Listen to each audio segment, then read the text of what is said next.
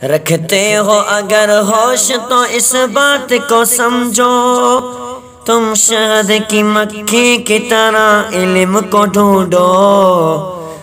ये इल्म भी एक शहद है और शहद भी ऐसा, दुनिया में नहीं शहद कोई इससे मुसफ़्फ़ा।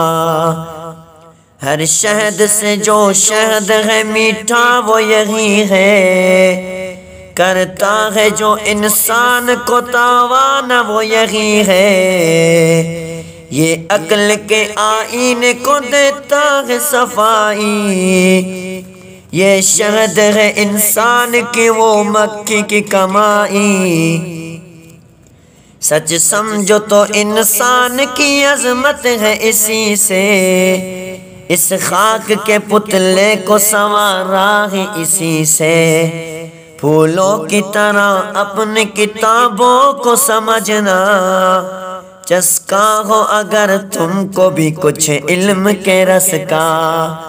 रखते हो अगर होश तो इस बात को समझो, तुम शहद की मक्खी की तरह इल्म को ढूंढो।